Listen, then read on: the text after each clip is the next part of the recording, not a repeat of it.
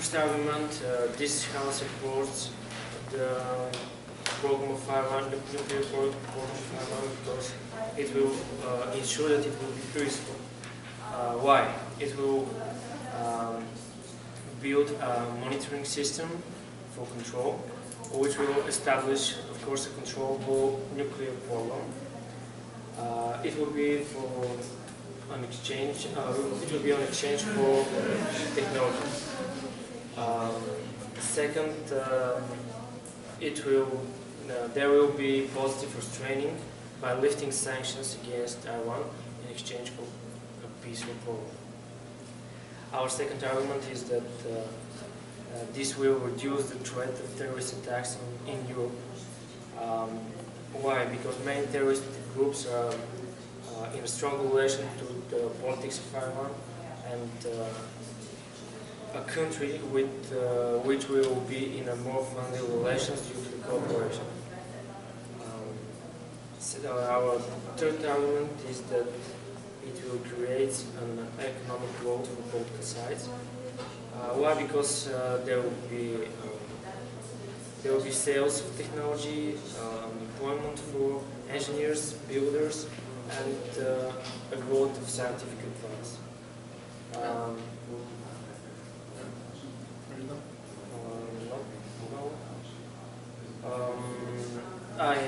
I forgot, the cooperation will be a signal for the Muslims of the West that Western countries, governments does not consider them as a threat.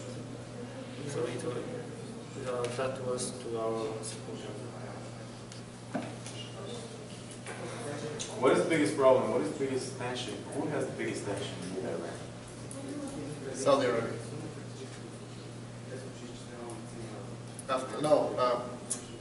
Maybe Israel has big tension. And who is Israel ally? United States. What is the linkage to terrorism? Why do we have terrorism here? Because not only, it's a global jihad idea, so many of these groups are affiliated with Iran. And on their command, they will dial back their activities. Yeah, right. Right. And you're going to prove that in the speech. We can't prove that. Well, then why would you use it? What kind of strategy is that? Oh, I'm going to talk about this. This is very important in life in general, right? I'm going to lose this debate, but it doesn't really matter. I'm going to teach some kids, how it really works. Is that the idea? Well, you can demonstrate in the past how Iran's shift of policy has actually affected these particular groups. You can prove the link between. You can, maybe in some, open discussion somewhere where we have this half an hour to, show them presentations, learn, teach them some facts and everything. This is 7 and terrorism is not necessarily linked with Iran. Stop. Leave it up. Okay. Make sense? Cool. Talk about the Muslims in the West arguments. That still stand. I think so. If you develop properly, why not? But the most important thing is, what is the first thing that you were talking about? The very first thing that you decided about? Peaceful cooperation and a peaceful nuclear politics. Okay. Why is that the first thing that you decided about? Because that's the main thing. It's most important. The objective of the West when it comes to. So you are arguing the motion from the interest of the West. Yes. Whether the motion, what's the motion? This House supports Western cooperation with Iran on its nuclear effort. So you're saying that because it's in our interest, or yes. is it the interest of the West, you're going to support it? Yes. Is it an interest of Iran? Yes. They want a nuclear program. Well, they have one. Production of energy. Obviously. We wouldn't have an issue if they didn't have one, right? They also want sanctions lifted. See. Right. And also they claim they want to develop further their peaceful program, so we can take that at face value. Okay. What about without those talks and without that agreement, is it peaceful? for now, but there's this thing called breakout time, which is the time where it takes for So them you to want to build a make work sure that it's peaceful. Yes. Okay. You guys Stay left there. us. You left us Okay. out.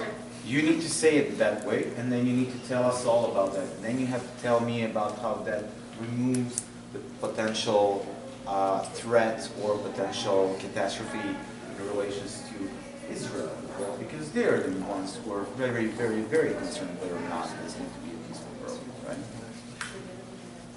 And then we have some sort of the argument that can go first and be very important.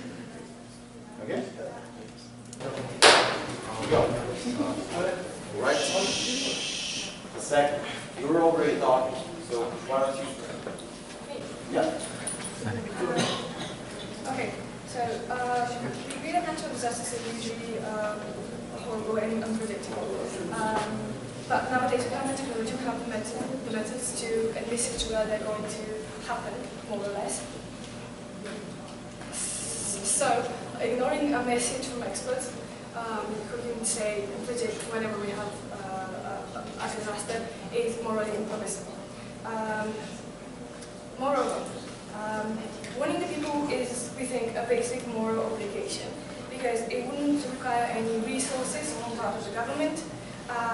And another point is that we think that a passive or indirect murder, in general, could be equated to a direct murder. Consequently, what the government done is absolutely liable to be caught.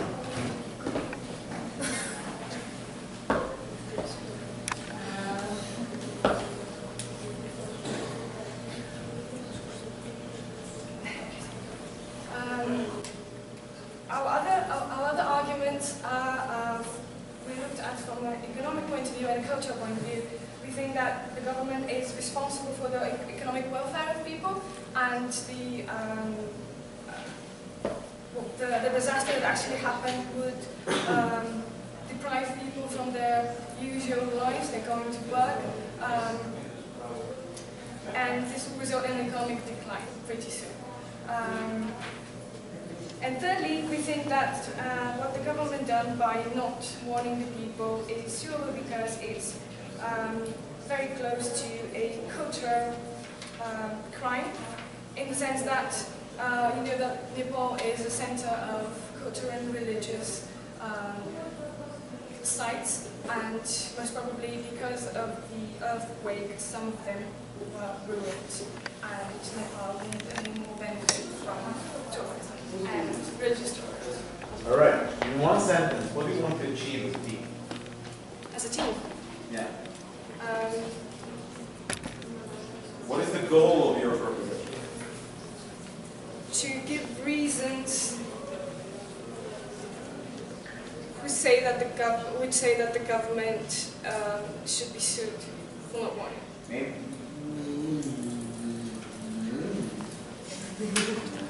What's the motion? Sorry? What is the motion?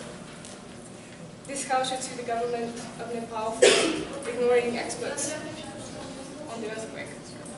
Okay. So you want to sue the government because of? Because of ignoring the warning. And then you sue them, and what is the end goal of that action? Oh, to get reparations. And that's nowhere in your case. Yeah.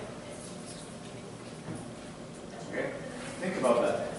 All. Alright, so I'll try to prove from the name of my team that... You're turning your back to the rest of the audience. What? Don't turn your back to the rest of the audience. I think That's right. you're alright.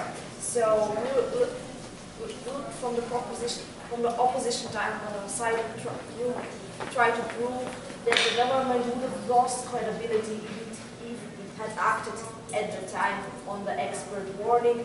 Firstly, because non-state actors as a random expert similarly cannot be really trusted all of the time. And secondly, because the logistics that would eventually have become really, really hard and would have cost a lot of resources.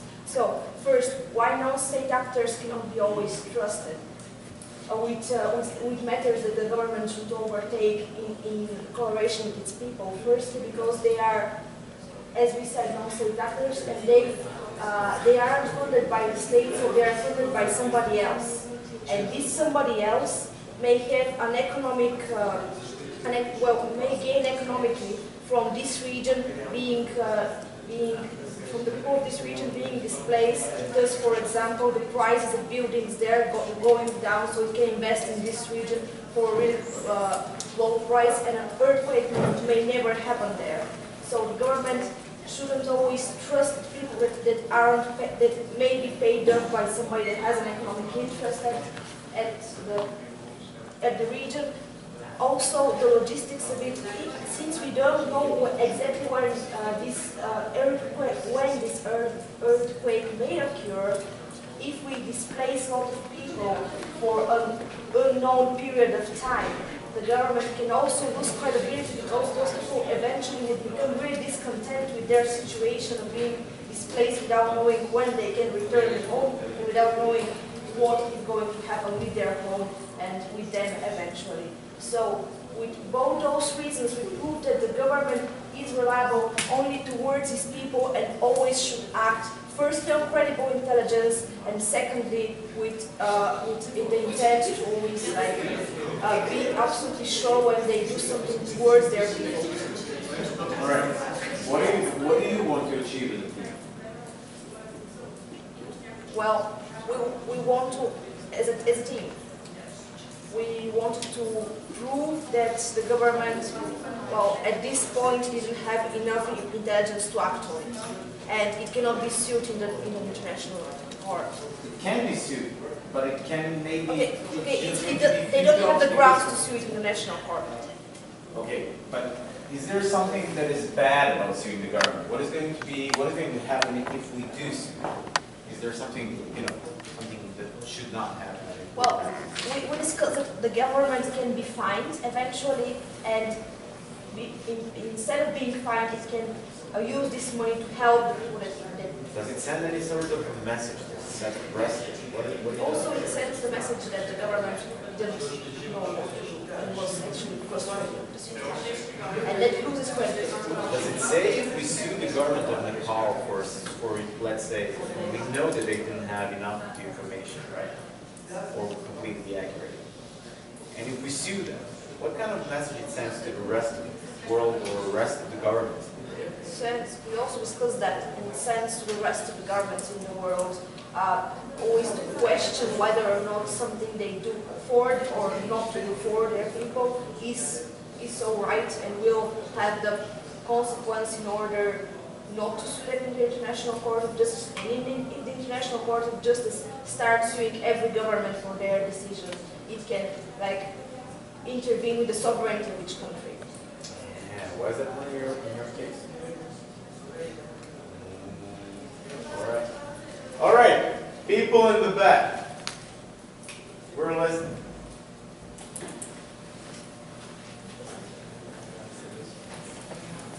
No, stay there.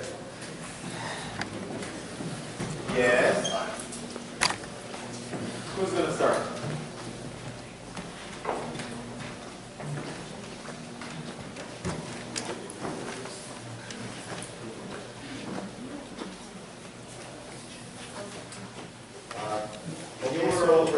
First thing we have to do, you were already talking, somebody else.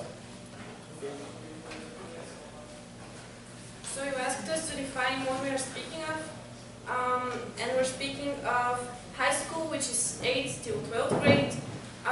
By practical things, we mean that kids will have the opportunity to interact with the subjects and apply the knowledge in the classroom, or somewhere outside the classroom, but during classes. And we're staying with the same curriculum, so we're not changing subjects, we're just changing the way they are being taught. And the three main things that we believe should be debated on are first, the quantity of the material taught versus less things being learned, but in a better way. Like you have more quality knowledge. Because if you have to apply every single thing you learn, you will not be able to acquire a textbook which is this big for a year. We have to tighten up the material being taught, but on the other hand, you get a hands-on experience, so you can apply it. Would it be effective? Is it worth it to make such an investment and to change the whole system from its grounds in order to benefit those children, and will it benefit them? And are the benefits great enough in order to make it? And the third thing is, how would children be, not children, okay, so how would people be affected? Choosing their career path, or their common knowledge, would it be worse, would it be better, and so on. All right, what's the offer? You said the 3 main clashes. So that's the 3 main clashes. That's what we All right. My only question in this one would be, how are you debating the notion if you're not changing the curriculum? And we already agreed that in status quo, the curriculum does not reflect. No, the curriculum is the main subject. So we have maths, we have physics, we have chemistry. But the things that are being taught are going to be changed because every single thing that is being taught to you, you have to apply it. So if you're studying a history lesson, then you will go to see the exact place where things happened, or you will watch or you will make your own movie, or do something like that.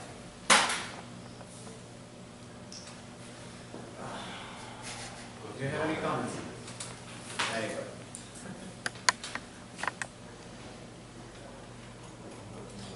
Anybody? No, you're fine. They're going to improve. They're going to improve. Just a second. They're going to improve our schooling system by everything's going to be. We're going to travel a lot here in historical sites. Yeah, your lesson. Yeah, sure. Sounds good. Sounds like a very good idea, right? But it does not necessarily prove the burden of the government that much. Especially if you're not changing the curriculum, that means that what are you going to do with all the philosophy there? Or logic? Pick a philosopher, Are they going to go debate and all debate. that? Pick a philosopher, go and debate. Very interesting. What do you want to say? So, in my opinion, on a practical level, they miss the narrative that if you want to have practical subjects, the reason you want to have practical subjects is that you can use them later in life. What we have at the moment is subjects that a lot of us cannot use later in life. So, what I think would be practical is teaching people, let's say, how to cook, or teaching them some kind of technology class where they can go teaching level or something like that. So, some kind of model which is relevant to practical knowledge that you might use in life, actually. And then it's some curriculum that you probably won't use after, let's say, the 10th grade. Think about it. 15 minutes breaks.